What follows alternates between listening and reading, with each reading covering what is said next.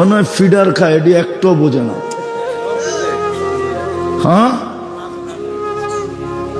দুনিয়ায় শুধু একবার, তারপরও তো দেখি সব শেখ খাওয়া চেহারা।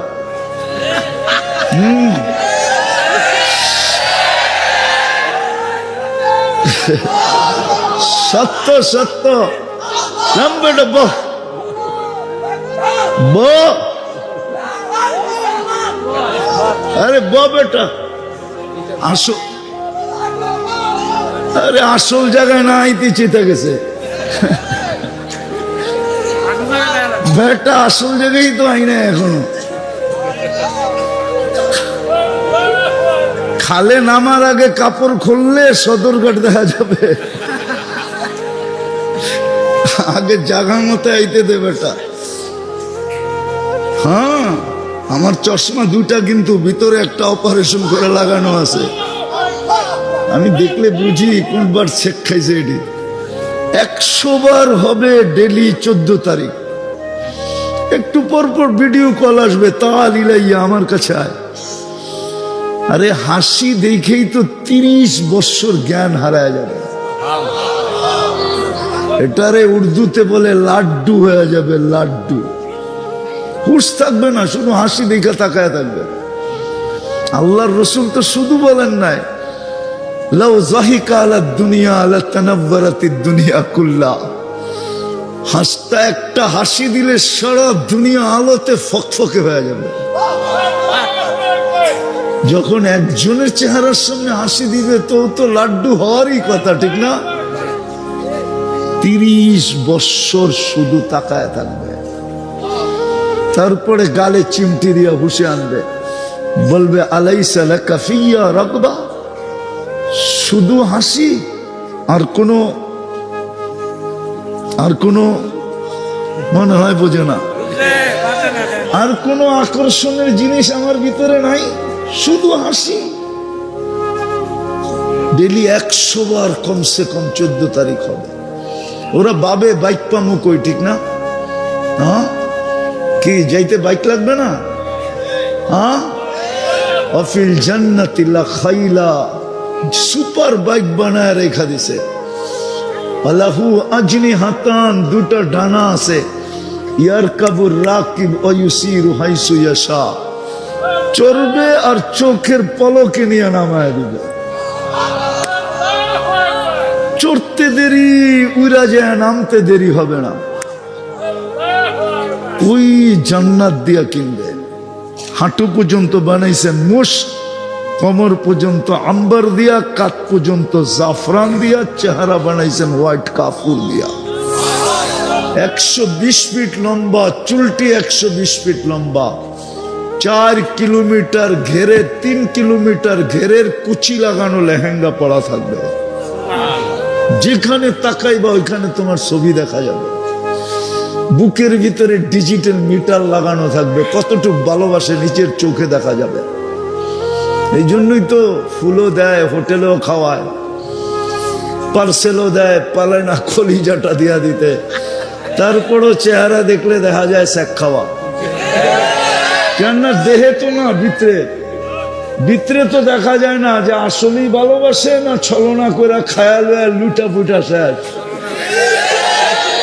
জান্নাতেরটা দেখা যাবে, ডিজিটাল মিটার লাগানো থাকবে।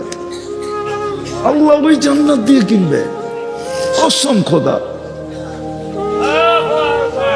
ওই নিয়ামত দিয়ে কিনবে। জান্নাতের সমস্ত ফার্নিচার, সমস্ত আসবাবপত্র 8 প্রকারের জিনিস দেওয়া হবে।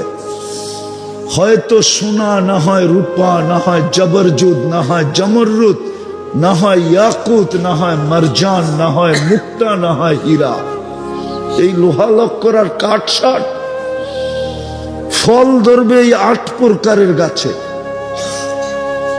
ফুল ধরবে এই 8 প্রকারের লতায়। ওই জান্নাত দিয়া কিনবে। শুধু লম্বা করতে চাইতেছি না, বুঝলে অল্পতেই বুঝবে, না বুঝলে সারা রাত্র বুঝাইলেও বুঝবে না। জ্ঞানী ইশারাই বোঝে, বেউকুফরে মিনারা দেখাইলেও বুঝবো না। আল্লাহ কিন্তু জান্নাত দিয়ে কিনতে চায়, যা চাবে তা আছে। নাচ নাচ আছে যুবক। এক এক পায়ের জঙ্কার থেকে 1,00,000 কালার বাহির হবে, আলো। 1,00,000 কালারের আলো বাহির হবে এক এক পায়ের জঙ্কার থেকে। জঙ্কার তো বোঝে না, জঙ্কার বোঝো? ঘুংরু পড়া যে মাটিতে মারবে না, ছন করে উঠবে, এই ছনের লগে 1,00,000 আলোর কালার বাহির হবে। 2 পায়ের থেকে 2 লক্ষ, 2টায় নাচলে 4 লক্ষ, 3টায় নাচলে 6 লক্ষ, 4টায় নাচলে 8 লক্ষ। নাচ শেষ, এটা তোমার। 40 বছর নাচবে, তারপরে মন পড়বে না। তারপরে কালে চিমটি দিয়া বলবে শুধু নাচ আর কাহিনী নাই। চল কামরায় তোরে কাহিনী দেখাই, আল্লাহ কি বানায় রাখছে দেখ। আবার কোরআনের আয়াত পড়ে শোনাবে, ফালা তা'লামু নাফসুম মা উখফিয়া লাহুম মিন কুররাতি আ'য়ুনিন জাযাআম বিমা কানু ইয়ামালুন। কোরআন দুনিয়াতে বলে দিছিল, তোর জন্য বানায় রেখা দিছে, শুধু নিজেকে কোয়ালিটিওয়ালা বানানো। যুবক, কই তোমাদের যৌবন তোমরা মিটায় দিতেছ? কসম খোদার, তোমাদেরকে দেখলে কান্না আসে। আজকাল যুবক 2 জিনিসের দ্বারা নিজের যৌবনকে মাটিতে মিশায় দিতেছে। একটা হলো মাদক, আরেকটা হলো ইন্টারনেট। কসম খোদার, ওরা জানে না, ওরা জানে না ওদের যৌবন যে মাটিতে মিশতেছে। আমাদের সুশীল সমাজও ওদেরকে বলে না, শিক্ষিতরাও বলে না, ডাক্তাররাও বলে না, কেউ বলে না যে ওদের যৌবন মাটিতে মিশে যেতেছে। ইন্টারনেট আর মাদক দিয়ে তোমরা তোমাদের যৌবনের 12টা বাজায় দিতেছ। কসম খোদার, হইতে পারে কারো কারো যে বাসর রাত্রেই উইকেট পড়ে যাবে, কিন্তু লেখা দিতে পারি 2-4 বছরের ভিতরে পড়ে যাবে, যদি তুমি অভ্যাস না ছাড়লা, তওবা না করলা। আমি তো বলি, আমি গ্যারান্টি দিতে পারি, আমার সমাজ তো মানবে না, বেশিরভাগ শিক্ষিত লোকগুলা মানবে না, অন্যকে হয়তো মানায় নেওয়া যেত। কসম খোদা, যদি তোমরা তোমাদের মুসলমান যুবকরা যদি যৌবন ধরে রাখতে পারতো, তাহলে মুসলিম দেশ থেকে যুবক এক্সপোর্ট হইতো, এক্সপোর্ট। আওয়াজ না, আওয়াজ না, বুঝেন, আওয়াজ না, বুঝেন, কাজে দিবে। আওয়াজ করলে মাথার উপর দিয়ে চলে যাবে, জোশে না হুশে এক্সপোর্ট হইতো। আমরা দুনিয়া ঘুরা বলতেছি। এখন ইউরোপ যাইতে 40 লাখ 50 লাখ লাগে, 50 টাকাও তোমার লাগতো না, প্রয়োজন হইতো না। আমেরিকা যেতে 50-60 লাখ টাকা লাগে, তারপরও মেক্সিকোর বর্ডার দিয়ে যেতে হয়। আমি চিনি কোন কোন পয়েন্ট দিয়া বাংলাদেশিরা চোরাই পথে বিদেশে ঢোকে, ইউরোপ, আমেরিকা, কানাডায় ঢোকে, আমি সব চিনি। আমাকে চিনাইতে হবে না, কিন্তু 1 পয়সাও লাগতো না তোমাদের যদি যৌবন ধরে রাখতে পারতাম। দেখতা এই কচুয়াই হোয়াইট চামড়াই তো হোয়াইট চামড়া, যে আমার বাড়ি আছে, গাড়ি আছে, অর্থ আছে, কিন্তু আমার দেশে যৌবন নাই। তোর ভিতরে যৌবন আছে, চল আমার সাথে, তুই শুধু এনজয় করবি, তোর আর কোনো কাজ নাই, আমারটা বয়া বয়া খাবি আর আমার লোক এনজয় করবি। কসম খোদার, মুসলমান যুবকরা যদি যৌবন ধরে রাখত, কিন্তু তোমাদেরকে নিশায় ঢুকায়া দিছে, ইন্টারনেটের নিশায়। সারা রাত্র ইন্টারনেটে দেখতে থাকে, সারা দিন, যতক্ষণ পর্যন্ত চোখ ওকে বাধ্য না করে ততক্ষণ পর্যন্ত এই যুবকরা ঘুমায় না। 2-3 মিলা দেখতে থাকে, নাচ দেখে, গান দেখে, আরগুলা বললাম না আমি। একটা আরেকটারে খোঁচা দেয়, দেখছো স্মালটা কিরকম। হিট হইতে দেরি হয় না, আওয়াজ না, আওয়াজ না, হিট হইতে দেরি হয় না, সবই একসাথে হিট হয়ে যায়। ঠান্ডা হইব কি করে? তো সবাই মিলা মোবাইলে টাচ করে চুমা দিয়া ঠান্ডা হয়। জিজ্ঞাসা করে, ওরা জানে না ওদের যৌবন যে মাটিতে মিশা যেতেছে। কসম খোদা, এটা চক্র, তোমাদের পিছনে ষড়যন্ত্র, এটা আর কিচ্ছু না। মুসলিম যুবকের যৌবন মাটিতে মিশায় দেওয়ার ষড়যন্ত্র। নাইলে একদিন তোমাদেরকে আমরা এক্সপোর্ট করতে পারতাম, দুনিয়া আসতো তোমাদের কাছে।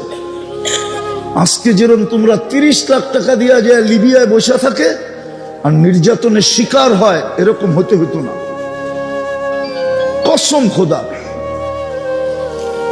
আমি দুনিয়া ঘুরে বলতেছি, আমি একটা দুইটা দেশ তো দেখি না, 103টা দেশ দেখছি।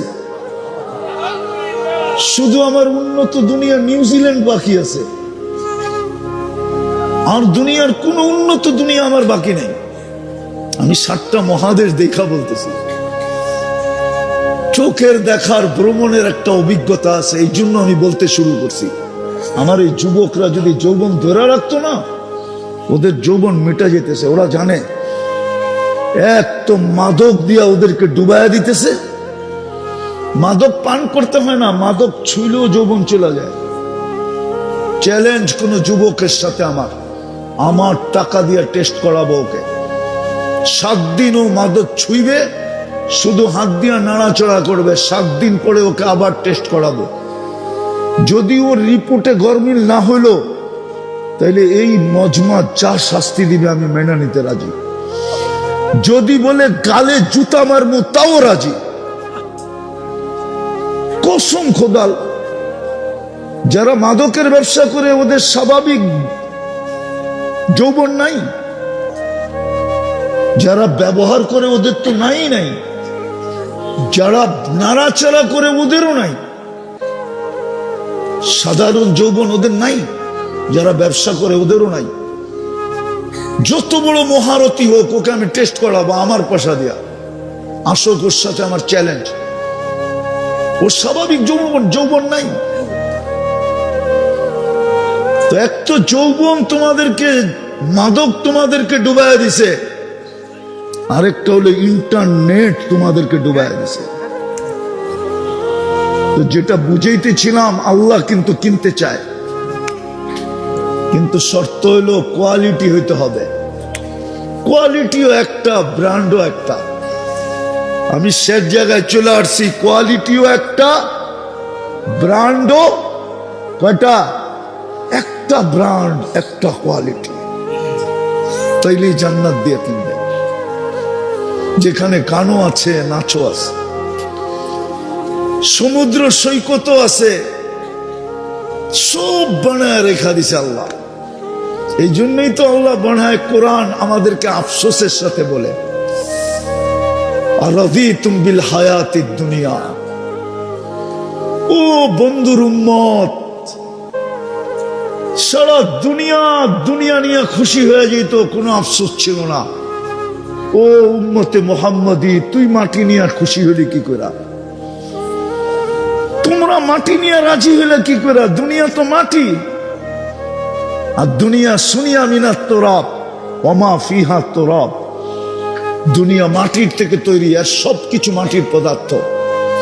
তোমরা এই মাটি নিয়ে কি করে রাজি হয়ে গেলা? আমি তো তোমাদেরকে কিনতে চাই জান্নাত দিয়া, কি করে তোমরা রাজি হয়ে গেলা এই মাটি নিয়া? এই জন্য আমি শেষ জায়গায় আসছি, কোয়ালিটিওয়ালা হইতে হবে, তাইলেই কিন্তু কিনবে চিরদিনের জান্নাত দিয়ে। আবু বকর রাদিয়াল্লাহু তাআলা শুধু 13টা দোকান খুয়ায় দেন না। ওই সময়ের যুবক নিশাগ্রস্ত ছিলেন জান্নাতের, আর কোনো নেশা ছিল না।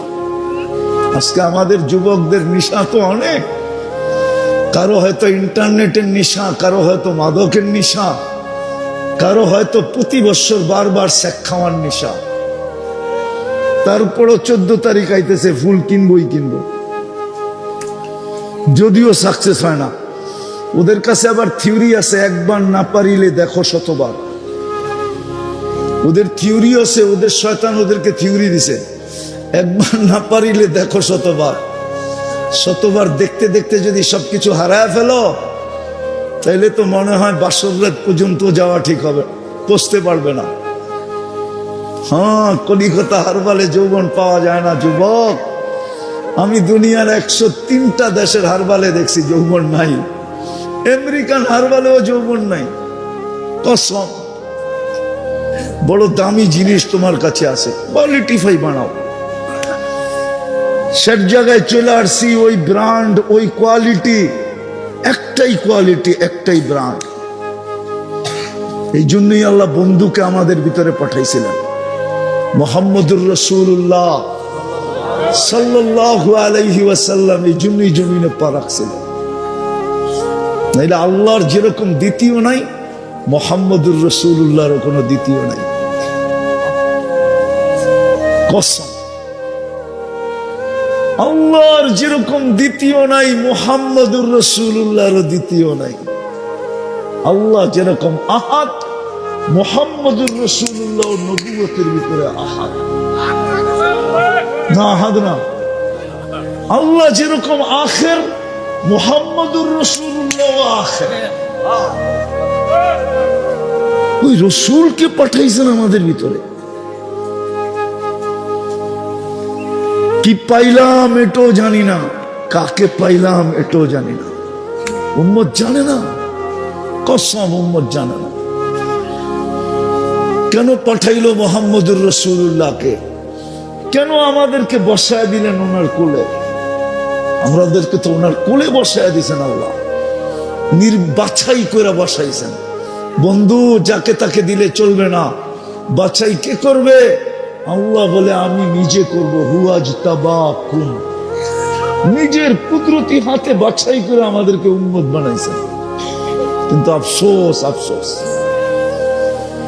কোয়ালিটি বানানোর জন্য, কোয়ালিটিফাই বানানোর জন্য, ব্র্যান্ডের বানানোর জন্য আমার মনে হয় ইমাম বুখারী রহমতুল্লাহ আলাইহি এই জন্যই মত বিরোধ করছেন। কবরের প্রথম প্রশ্ন কি? আরে জোরে বলেন, ইস্তেজালারা বলেন, প্রথম প্রশ্ন কি? মান? ইমাম বুখারী মানে না, ইমাম মুসলিম মানে না, এই দুইজনে মানে না। প্রথম প্রশ্ন মান রব্বুকা না। এটাই তো ভুল হয়েছে আমার সমাজে, যার কারণে তো আমার যুবকরা মুহাম্মদুর রাসূলুল্লাহ চিনে না।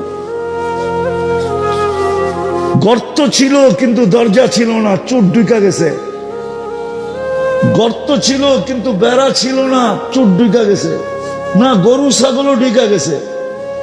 দরজা না থাকলে তো শুধু চোর ঢোকে, যে দরজা নাই ঢুকা যায়। কিন্তু যখন চতুর্দিকের বেড়া না থাকে তো গরু ছাগলও ঢোকে। নাইলে ওই জমিনে কাদিয়ানি ঢুকবে কি করে? চিনেন এই জমিন কোন জমিন? এই জমিনের মানুষই তো এই জমিন চিনে না। জানেন 1432 বৎসরের 1432 বাংলা সন চলতেছে। 1432 বৎসরের ইতিহাস জানেন? এই বাংলার জমিন তো বাঙালিও চিনে না। হায় হায়, এই জমিনের ইসলাম তো আজকের না। এই জমিনের ইসলাম আর মদিনার ইসলাম এক সময়। হুজুররা মানব না।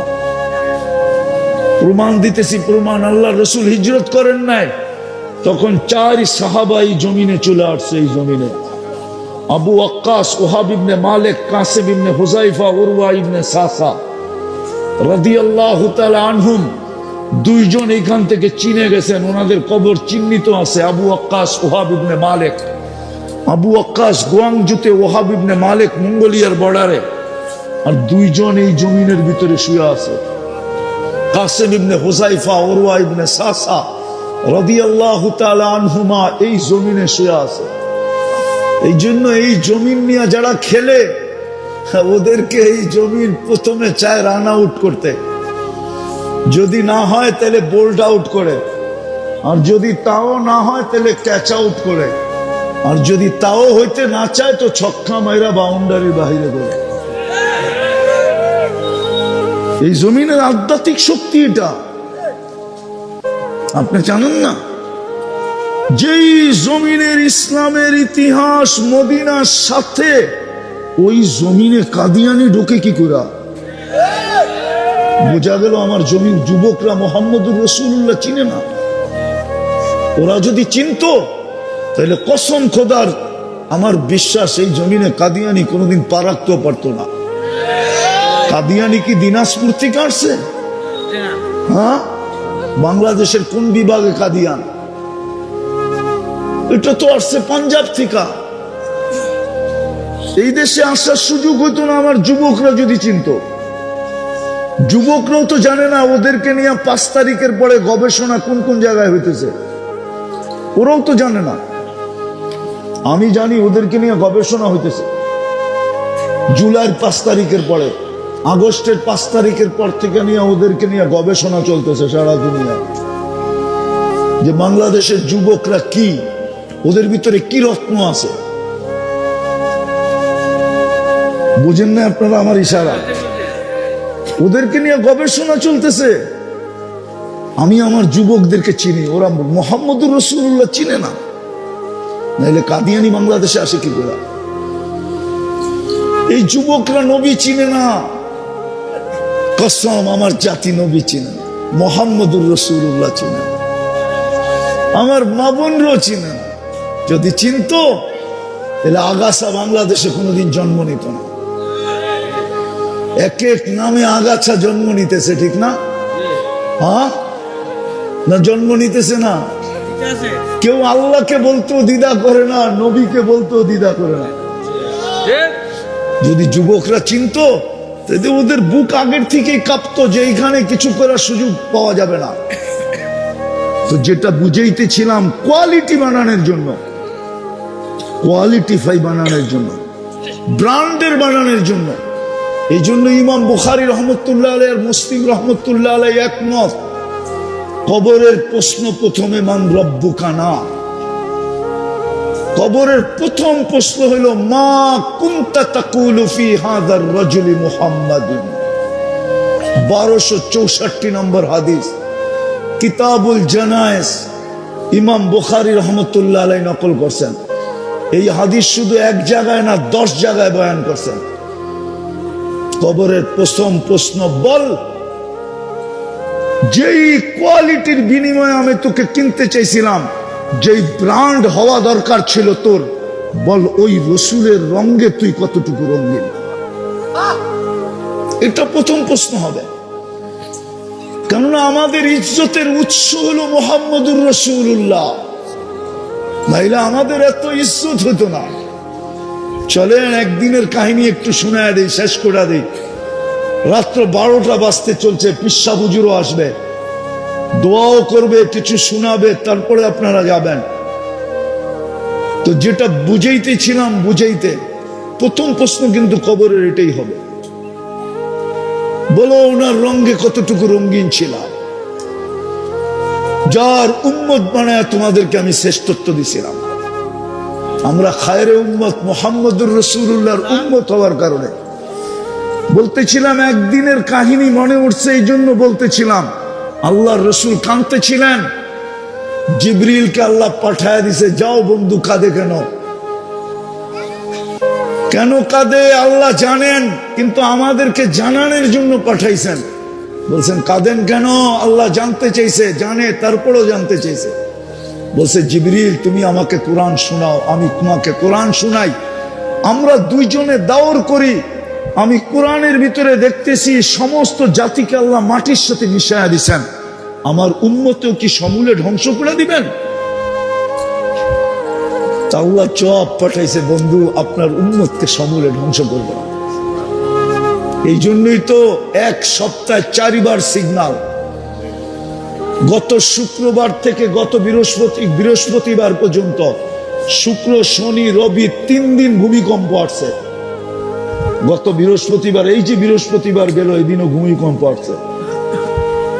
শুধু আমাদেরকে সতর্ক করতেছেন, লিউযীকাহুম বা'দাল্লাযী আমিলু লাআল্লাহুম ইয়ারজিউন। শুধু আমাদেরকে হলুদ কার্ড দেখাইতেছেন, এখনো লাল কার্ড দেখান নাই।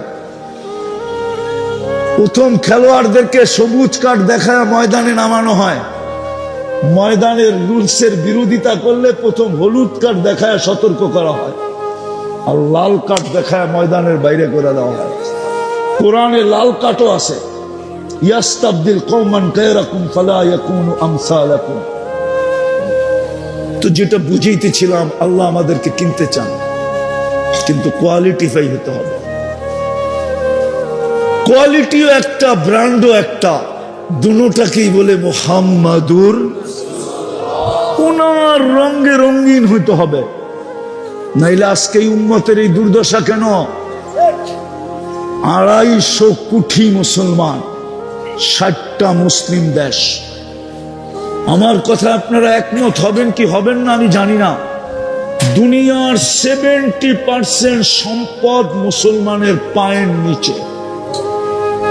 1 ঘন্টায় সারা দুনিয়াকে মুসলমান জাম করে দিতে পারে। 1 ঘন্টায় সারা দুনিয়াকে মুসলমান অফ করে দিতে পারে। এই চাবিও মুসলমানের কাছে। যদি প্রমাণ চান আমি প্রমাণ দিতে পারি। শুধু 2টা জাহাজ স্টার্ট দিছিল, এখনো চালায় নাই। মনে হয় ভুলে গেছেন আপনারা। 2টা জাহাজ ইরান মাত্র স্টার্ট দিছে, এখনো জাহাজ চলে নাই, শুধু ইঞ্জিন স্টার্ট দিছে। আর বলছে হরমুজ প্রণালী বন্ধ করে দিব, সাথে সাথে যুদ্ধ বন্ধ। আমি ইরানের পক্ষ নিয়ে বলতেছি না, মুসলমানের পক্ষ নিয়ে বলতেছি। 1 ঘন্টায় সারা দুনিয়াকে জাম করে দিতে পারে। কসম খোদার যুবক, তোমরা যতটুকু টাকা খরচ করো বাপ মার জেবের থেকে নিয়া, ইউরোপ, আমেরিকা, কানাডা, অস্ট্রেলিয়ার তোমাদের বয়সের যুবকরা এর 100 ভাগের 1 ভাগ টাকা দেখে না মা বাবার পকেট থেকে খরচ করা। ওই সমাজে দেখবে কি কইরা, যেই সমাজে স্বামী স্ত্রী হোটেলে বসলে যার যার বিল শেষে দেয়। যাদের জানা আছে ওরা আমার কথায় সত্যায়িত করবে। স্ত্রীর বিল স্ত্রী, স্বামীর বিল স্বামী, স্বামী স্ত্রীর বিল দেয় না, স্ত্রী স্বামীর বিল দেয় না। ওই সমাজের তোমাদের বয়সের যুবকরা প্রত্যেকে মা বাবার থেকে টাকা নিয়ে খরচ করবে।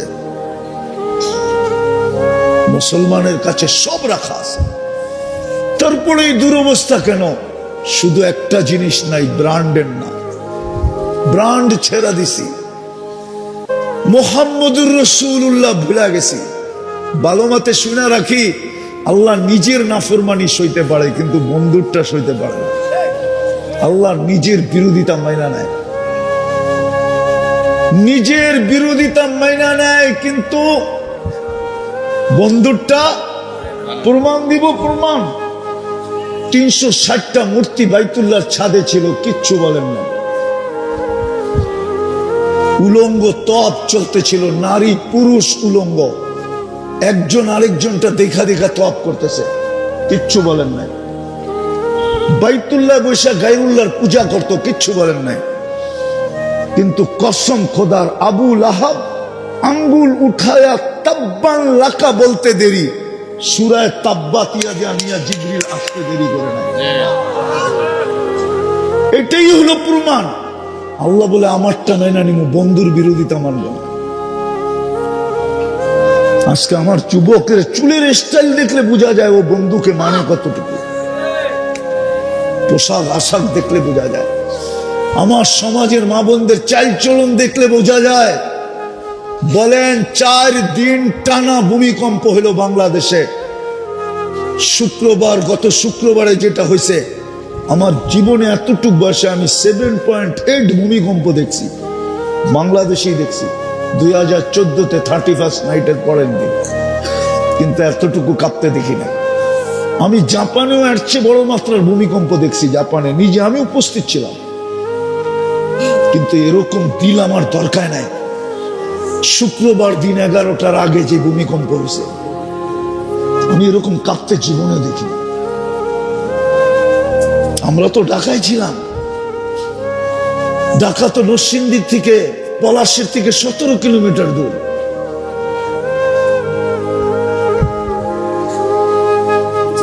তারপরেও তো মসজিদে একজন মুসল্লিও মনে হয় বাড়ে নাই। বাড়ছে কচুয়াতে মুসল্লি, একজন মুসল্লিও মসজিদে বাড়ে নাই। হলুদ কার্ডের পরে হলুদ কার্ড দেখানো হতেছে, কোন দিন আল্লাহ জানে রেড কার্ড দেখায় দেয়। শুধু বাইচা আছি মুহাম্মদুর রাসূলুল্লাহর কারণে। কসম খোদা, আল্লাহ বলছে বন্ধু না, আপনার উম্মতকে সমূলে ধ্বংস করবো।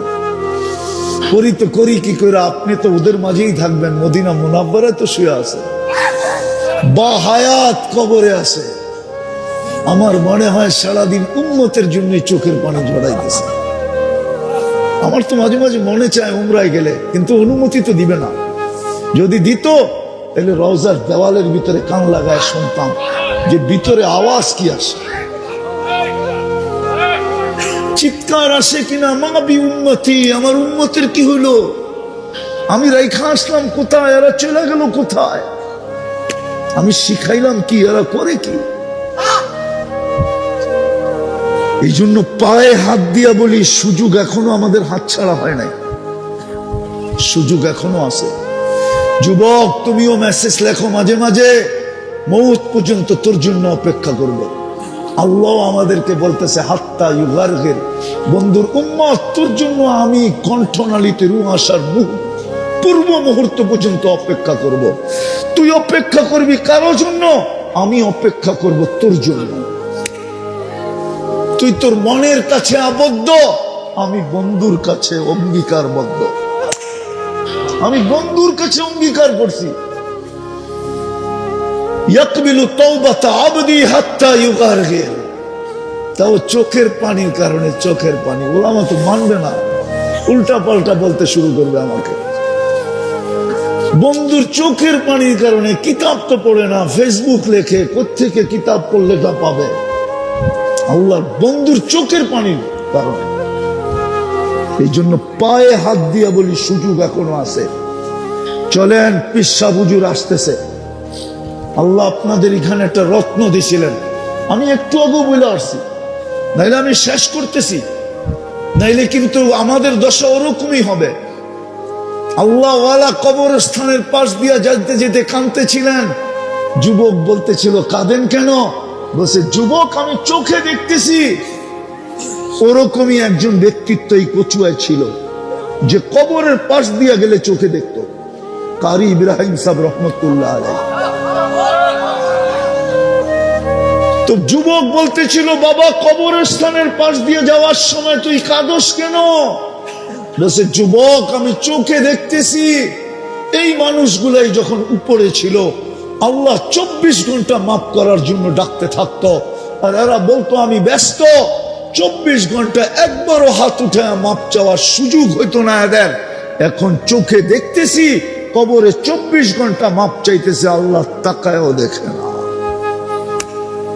আমাদেরও এরকম না হয়ে যায়, সুযোগ এখনো আছে। চলেন আল্লাহর কাছে তওবা করি। করবেন? কে কে করবেন দেখি? পাক্কা? তাহলে হুজুর উঠা চলে যাবেন? তাহলে বলেন, আল্লাহ অতীত থেকে তওবা করলাম। দ্বিতীয় আরেকটা কাজ করতে হবে, পারবেন? বলবো, যখনই ঘুমাইতে যাব, বৈশা হোক, শুয়া হোক, উজুর সাথে হোক, উজু ছাড়া হোক, হাত উঠায়া হোক বা শুধু মুখ দিয়া হোক, এইটা বলে ঘুমান, আল্লাহ আমি মাপ চায় ঘুমাই না। আল্লাহর কাছে মাপ চায় ঘুমান, মাপ চায়া। যুবক তোমরাও মাপ চায় ঘুমাও। সারাদিন কি করলো আমার বিষয় না, আমার বিষয় ঘুমানোর সময় তুমি আল্লাহর কাছে মাপ চায় ঘুমাইলা কিনা।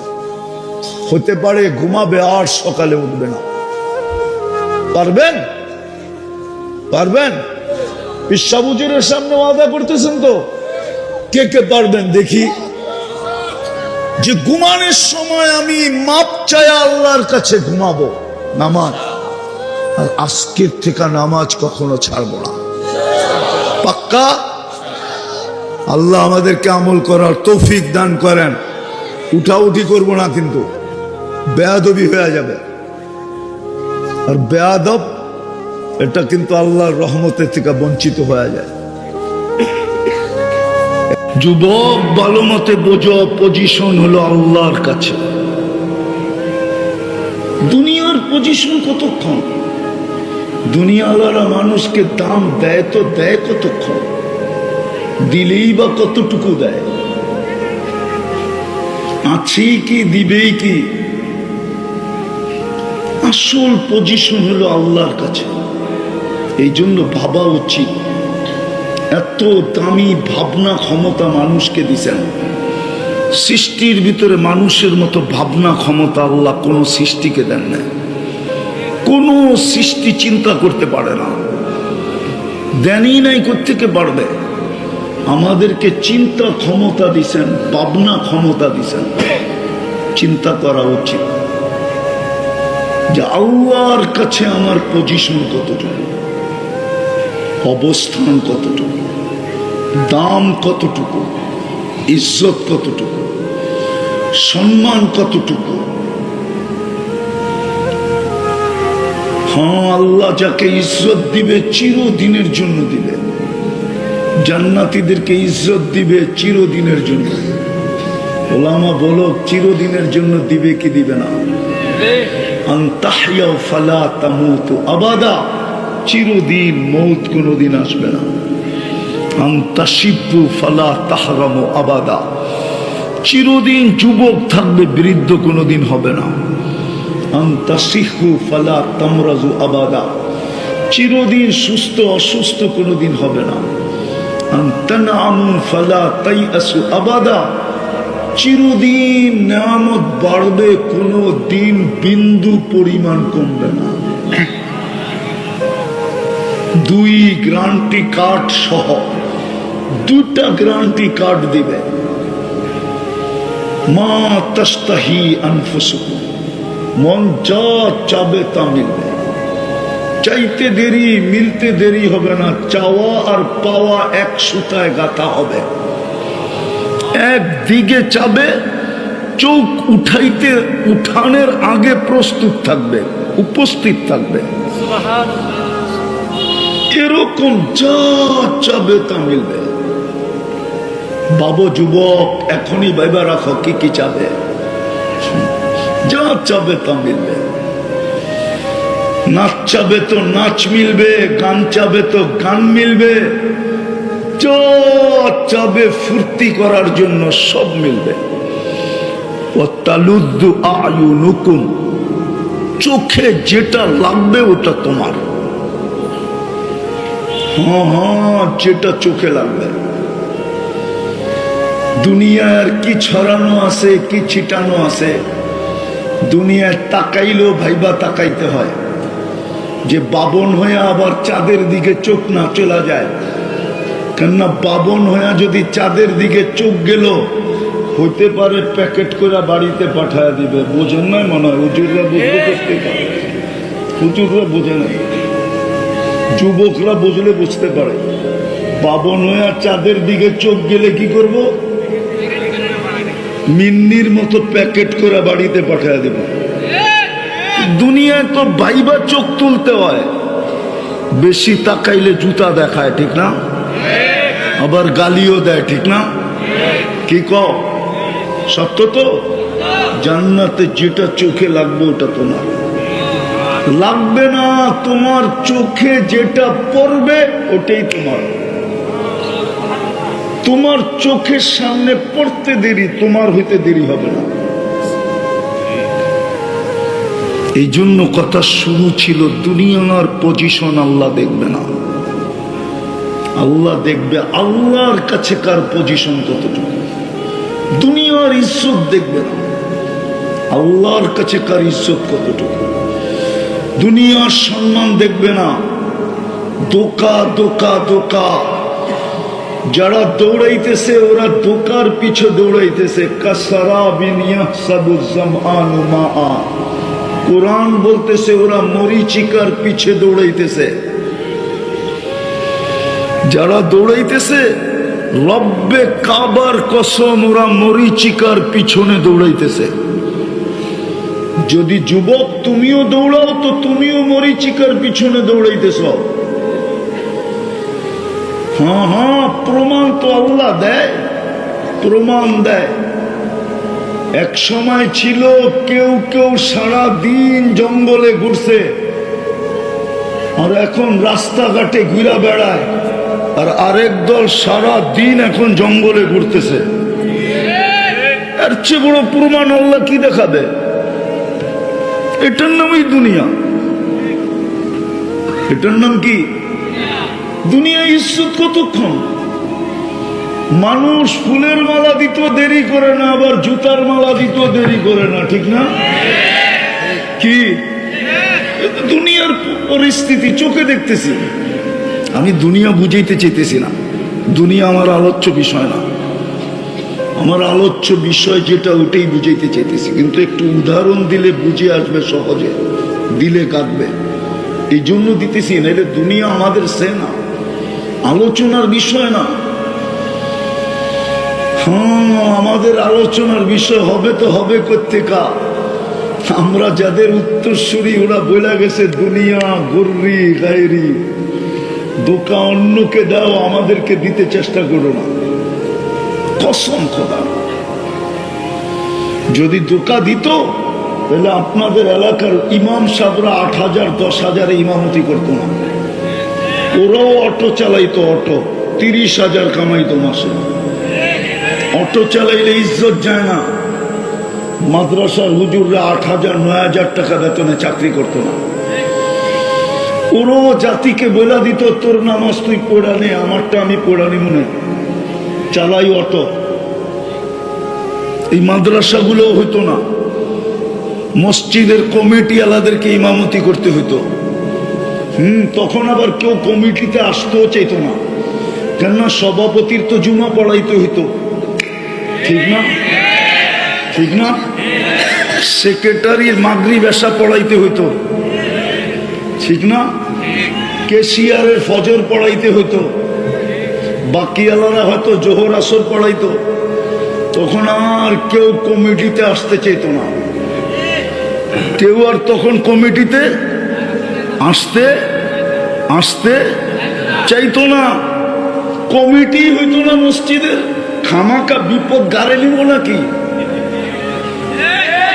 কেন হুজুররা তো ছেড়ে দিয়ে চলে গেছে, ঠিক না? কি এখন পাবলিক ধরবো কমিটিরে পড়া নামাজ? তো যেটা বুঝাইতেছিলাম, দুনিয়ার পজিশন না, ভাবেন, চিন্তা করেন, মৌতের কোনো সময় নির্ধারিত নাই। আল্লাহ মৌতের জন্য কোনো সময় নির্ধারণ করেন নাই। সকালে মরবে না দুপুরে, দুপুরে মরবে না বিকালে, বিকালে মরবে না সন্ধ্যায়, রাত্রে মরবে না দিনে। কোনো সময় নির্ধারিত নাই, কোনো বয়সও নির্ধারিত নাই। বুড়া আগে মরবে না জওয়ান আগে মরবে, বাচ্চা আগে যাবে না যুবক আগে যাবে, কোনো বয়স নির্ধারিত নাই, কোনোটাই নির্ধারণ করেন নাই, না বয়স না সময়। বাকিটা বললাম না। অবস্থানও নির্ধারণ করেন নাই, নিজের বাড়ির ভিতর থেকে উঠবে না নিজের অফিস থেকে উঠবে, না নিজের কারখানার থেকে উঠবে, না নিজের আধিপত্যের ভিতর থেকে উঠবে, না নিজের রাজত্বের ভিতর থেকে উঠবে। কোন জায়গার থেকে উঠবে এটাও আল্লাহ নির্ধারণ করেন নাই। সীমা রেখায় পা যেখানে দিবে ওইখান থেকেই ছো মারবে। আকাশ না বাগতাতান, কোরআন বলে যেখানেই তুই সীমা রেখায় পা দিবি, হতে পারে ওটা তোর বেডরুমও হবে, হতে পারে ওটা তোর অফিসও হবে, হতে পারে ওটা তোমার ফ্যাক্টরিও হবে, হতে পারে ওটা তোমার কারখানাও হবে, হতে পারে ওটা তোমার নিজের বানানো হাসপাতাল হবে, হতে পারে ওটা তোমার আধিপত্যের হতে পারে, হতে পারে ওটা তোমার রাজত্বে হতে পারে, হতে পারে যেখানে তোমারই দাপট চলে আর কারো চলে না, ওইখানে ওই জায়গাটাও হতে পারে। সীমা রেখায় যেখানে পা দিবে ওইখান থেকে উঠাবো। আখাজনাহু বাগতাতান, ছো মাইরা উঠায় নিবে। ভালো মতে বোঝেন, পজিশনের জন্যই আপনার আমার পিছনে 24 ঘন্টা সেবা। পজিশন যদি উদ্দেশ্য না হইতো, আল্লাহর কাছে পজিশন অর্জন করা যদি উদ্দেশ্য না হতো, তাহলে আপনার আমার পিছনে আল্লাহ সেবা দিতেন না। কোন সৃষ্টিকে আল্লাহ সেবা দেন না। ওলামা একমত হবে আমার সাথে, কোন সৃষ্টিকে আল্লাহ সেবা দেন না। কোন সৃষ্টির বিনিময় নাই, কোন সৃষ্টির সওয়াব নাই, কোন সৃষ্টির জন্য প্রতিদান নাই। জিবরিল আলাইহিস সালাম হাফেজ, ওলামা মানবে কিনা জানি না। জিবরিল আলাইহিস সালাম হাফেজে কোরআন ছিলেন। প্রতি রমজানে আল্লাহ রসুলের সাথে দাওয়ার করতেন। হাফেজ না হইলে দাওয়ার করতেন কি করে? আল্লাহ রসুল থেকে শুনতেন, আল্লাহ রসুলকে শুনাইতেন। অথচ হাফেজে কোরআনের জন্য আল্লাহ পুরস্কার ঘোষণা করছেন। জান্নাতের ভিতরে একটা লেক আছে, নাম হবে রাইয়ান। প্রত্যেক হাফেজকে একটা শহর ওইখানে বানায় দিবে। ইন্না ফিল জান্নাতি লানাহরা ইউকালু লাহু রাইয়ান ফীহি মদিনাতুম মিন মারজান। দুনিয়ার সবচেয়ে দামি পাথর মারজান দিয়ে একটা শহর বানায় দিবে। আছে আমাদের দেশের কিছু লোক আছে, ওনাদের বাগান বাড়ি আছে, বাগান বাড়ি। অবকাশ কাটানোর জন্য ওই বাগান বাড়িতে চলে আসে। কখনো দিনে আসে, কখনো রাত্রে আসে। কত কাহিনী তো বাগান বাড়ির আমাদের পত্রিকায় পাওয়া যাবে এখনো খুঁজলে। কি মনে হয় পেপার পত্রিকা পড়েন না আপনারা? সব বুজুর্গ মানুষ, ঠিক না? যুবকরাও মনে হয় বুজুর্গ, মিডিয়া সিডিয়া দেখে না, ঠিক না? বাগান বাড়ির অনেক কাহিনী আমাদের পত্রিকাতে আছে। কে বাগান বাড়িতে কাকে নিয়ে যায়, কোন সময় নিয়ে যায়, কয়জন নিয়ে যায়, আছে না? জান্নাতে এরকম আল্লাহ অবকাশ কাটানোর জন্য হাফেজকে একটা শহর দিবে, যার 70,000 গেট হবে। প্রত্যেক গেটে 70,000 ফেরেশতা প্রটোকল দিবে। প্রত্যেক গেটে 70,000 গেট অতিক্রম করা যখন যে মেইন হাউসে ঢুকবে, 490 কোটি ফেরেশতার প্রটোকল কমপ্লিট হবে। কত? 490 কোটি ফেরেশতা। আবার শুধু সালাম দিবে না, প্রটোকল দিবে না, প্রত্যেকে তাকে উপটোকন দিবে আর চিৎকার দিয়া বলবে, হাদা কেরামাতান লিল কোরআন। কোরআনকে সিনায় আবদ্ধ করার পুরস্কার হিসাবে তোমাকে দেওয়া হলো। শুধু একবার দিবে না, কুল্লামা দাখাল ওয়া কুল্লামা খারাজ। যখন বাহির হবে, যখন ডুববে, প্রত্যেকবার দিবে, চিরজীবন দিবে। আবার মা বাবাকেও দিবে। মা বাবা যখন ওই শহর দেখতে যাবে, ওই 490 কোটি ফেরেশতা সেলুট দিবে আর মাতৃত্বের আর পিতৃত্বের পুরস্কার মা বাবার হাতে উঠায় দিবে। কিন্তু জিবরিল আলাইহিস সালামকে আল্লাহ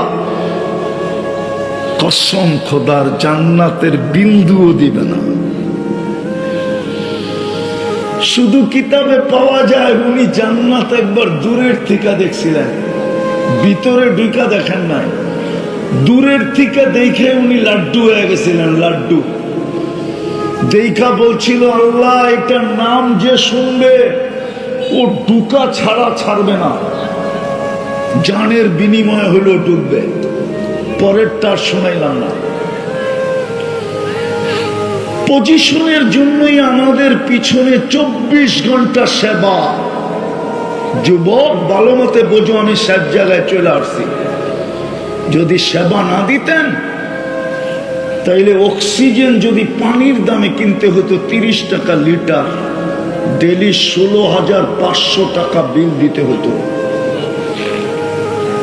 তুমি সামান্য যে চাকরি করো ওটা দিয়ে অক্সিজেন কিনতা না তুমি অ্যান্ড্রয়েড সেট কিনতা? তুমি অ্যান্ড্রয়েড সেট কেনার সুযোগ হইতো, তুমি অক্সিজেন কিনতে না অ্যান্ড্রয়েড সেট কিনতে, না তুমি ওয়াইফাই লাইন নিতে? আরে বলো যুবক, বলো। ডেলি 16,500 টাকা বিল দিতে হতো। আমরা 550 লিটার অক্সিজেন নেই, নারী পুরুষ নির্বিশেষে। 550-কে 30 দিয়া গুণ দাও, 1 লিটার পানি 30 টাকা। মিনারেল ওয়াটার ফ্রেশের 1 লিটার 30 টাকা, 16,500 টাকা ডেলি বিল দিতে হতো। তোমার পিছনে এই সেবা কেন? কি কারণে আল্লাহ সেবা দিতেছেন? কোন সৃষ্টিকে তো আল্লাহ সেবা দেন না, কোন সৃষ্টিকে আল্লাহ সেবা দেন না। সেবা শুধু মানুষকে দেন। যদি জিহ্বা আমাদেরকে স্বাদ চেক করে না দিত, তাইলে কালিয়া করে দেখা যেত কত লম্বা লাইন, সবার হাতে খাওয়ার প্লেট হইতো, আর প্যাথোলজি সেন্টারে লম্বা লম্বা লাইন হইতো। আমাকে স্বাদ চেক করে দাও, তাড়াতাড়ি আমাকে ফ্যাক্টরিতে যেতে হবে। তাইলে বোঝা যেত ডেলি 3 বেলা স্বাদ চেক করতে কয় টাকা দিতে হয়। বাকি চাক বিস্কুট বাদই দিলাম, শুধু নাস্তার, দুপুরের খাওয়ার, রাত্র 3 বেলার চেক করতে কয় টাকা লাগে, তখন বোঝা যেত। যদি জিহ্বা স্বাদ চেক করে না দিত, যদি নাক ঘ্রাণ শুঁয়া না দিত, তাহলে বোঝা যেত যে ঘ্রাণ শোনার জন্য কয় টাকা খরচ হয়। এরকম একটা একটা দেখানো যায়। এই জন্যই তো আল্লাহ বলছিল অফি আনফুসিকুম, তোরে কি চক্ষু দেই নাই, তুই দেখিস না তোর ভিতরে আমি কি ব্যবহার, তোর দেহটার ভিতরে কতটুকু সেবা দেই, তোর দেহের ভিতরে কি সেট করছি তুই দেখোস না? এই জন্য আমি শেষ জায়গায় চলে আসছি। সেবা এই জন্য 24 ঘন্টা আমাদেরকে সেবা দিতেছেন। শুধু সেবা না, সমগ্র সৃষ্টির থেকে 24 ঘন্টা আমাদেরকে সুরক্ষা দিতেছেন। জানি না আমরা মানব কি মানব না। আল্লাহ প্রত্যেক সৃষ্টিকে বলে ইনকানা আবদুকুম ফাশানুকুম বি, যদি বান্দা তোমাদের হয় তো যার যা মনে চায় করতে পারো, কিন্তু শুনা নাও ইনকানা আবদি, তোমরা যদি বিশ্বাস করো বান্দা আমার, খবরদার যদি কেউ চোখ উঠায়া দেখলাম, খবরদার যদি কেউ চোখ উঠায়া দেখলাম, আমার বান্দার বিন্দু পরিমাণ যদি কষ্ট দিলাম, আমি অপেক্ষায় থাকবো। ইন আতানি লাইলান কাবিলতু, ইন আতানি নাহারান কাবিলতু, রাত্রে ফিরে আসলে আমি বুকে চড়ায় নিব, দিনে ফিরে আসলে আমি বুকে চড়ায় নিব। শুধু সেবা না, 24 ঘন্টা আমাদেরকে সুরক্ষা দিতেছেন, সুরক্ষা।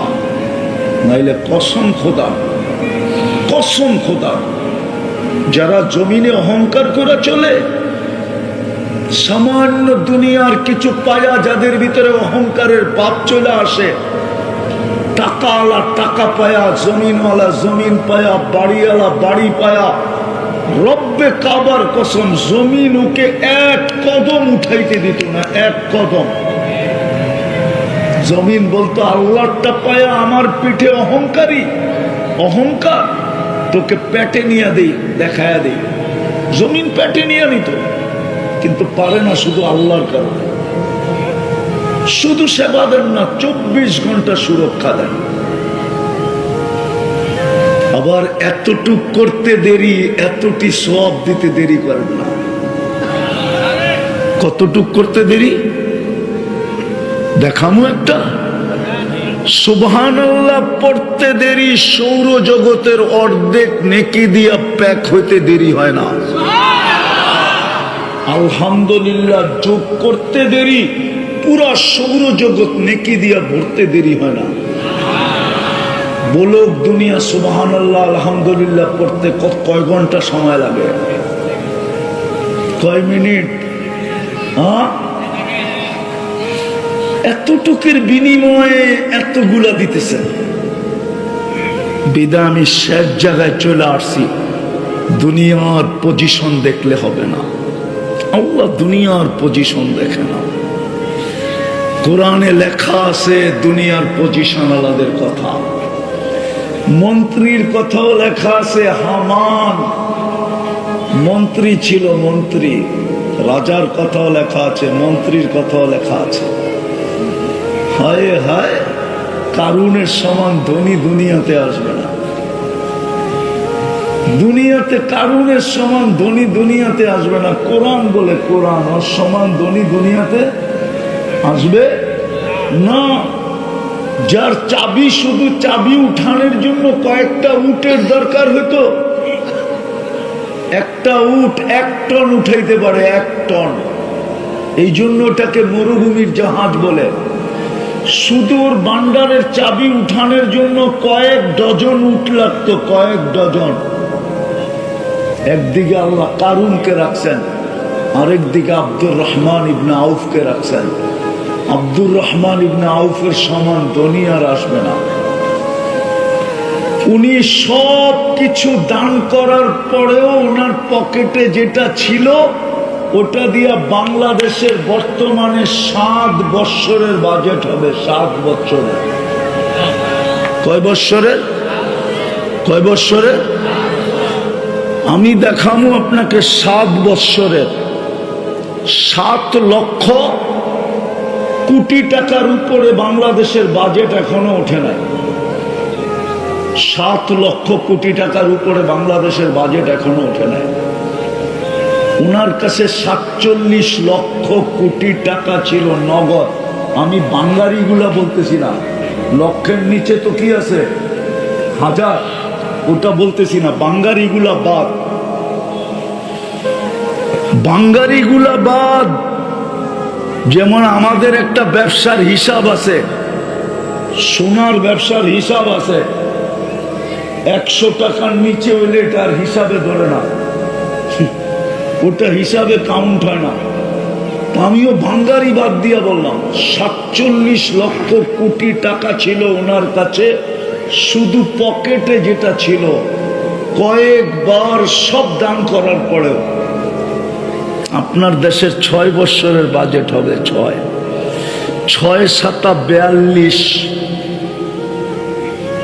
7 লক্ষ কোটির উপরে এখন পর্যন্ত বাংলাদেশের বাজেট যায় নাই। এত টাকার মালিক ছিলেন উনি। 10 জনের একজন, টপ 10-এর একজন উনি। টপ 10 আশারায়ে মুবাশশারার একজন হলেন আব্দুর রহমান ইবনে আউফ। আমি শেষ জায়গায় চলে আসছি, আসেন। আল্লাহর কাছে পজিশন কতটুকু চিন্তা করি। আর এই উম্মতের জন্য পজিশন নেওয়া কোনো কঠিন না, সহজ। নিতে চান পজিশন? হ্যাঁ, তাইলেই কিন্তু জান্নাত দিয়া কিনবে, কাগজ দিয়া না, জান্নাত দিয়া কিনবে। চান পজিশন নিতে চান? হ্যাঁ, কে কে চান দেখি? পাক্কা মনের থিকা? নামান নামান, যুবকরা বলো, মনের থিকা না ঠোঁটের থিকা? হ্যাঁ, পাক্কা তো? বেশি কিছু করতে হবে না। এই উম্মতের জন্য বেশি পরিশ্রম নাই। এই উম্মতের জন্য বেশি পরিশ্রম নাই। এই উম্মতের জন্য অতি অল্প পরিশ্রম। দেখাইলে কোরআন দিয়া দেখানো যায়। 80 বৎসরের বৃদ্ধ ইচ্ছা করলে 1 রাত্রে পজিশন অর্জন করতে পারে। লাইলাতুল কদর 83 বৎসর। 80 বৎসর পরেও যদি মারা যান আর আল্লাহ যদি জিজ্ঞাসা করে কি নিয়ে আসছিস, তো বুক ফুলায় বলতে পারবে 1 রাত্র নিয়ে আসছি। আল্লাহ যদি চেতেও গেল আবার জবাব দিতে পারবে, চেতেন কেন, 1 রাত্র কি 83 বৎসর না? আপনিই তো বলছেন আলফু সাহা, 1000 মাসে তো 83 বৎসর হয়। 4 মাস বাদেই দিলাম। আমি ছিলাম 80 বৎসর, 80-তে 80 বাদ দিয়া দেন, তারপরে তো 3 বৎসরের পাওনা আমি আপনার কাছে, আপনি আমার কাছে পাবেন কি করে? এই উম্মত তো দাড়ি দিয়া পজিশন অর্জন করতে পারে, দাড়ি দিয়া। আমি উলামাদের সামনে বলতেছি, জমানার সবচেয়ে বড় হাদিস বিশারদ মারা গেছেন। স্বপ্নে দেখার পরে জিজ্ঞাসা করছে কি ব্যবহার হলো? তো হাসতে হাসতে বলতেছিল দাড়ি দেখায়া চলে গেছে। জিজ্ঞাসা করছে দাড়ি দেখায়া মানি? আল্লাহর সামনে যখন উপস্থিত হয়েছি আল্লাহ জিজ্ঞাসা করছে বুড়া কিনিয়ে আসছিস? দাড়ির হাদিস মনে উঠছিল তো বলা ফেলছি কিচ্ছু আনি না, দাড়ি নিয়ে আসছি। দাড়ি আল্লাহ চেতা গেছে শুধু দাড়ি? তো প্রতি উত্তরে বলছে চেতেন কেন? আপনি কি জিবরিল আলাইহিস সালামকে বলেন নাই? জিবরিল আলাইহিস সালাম কি আমাদের নবীজিকে বলে নাই? আমাদের নবীজি কি সাহাবাদেরকে বলেন নাই? সাহাবারা কি আমাদেরকে বলেন নাই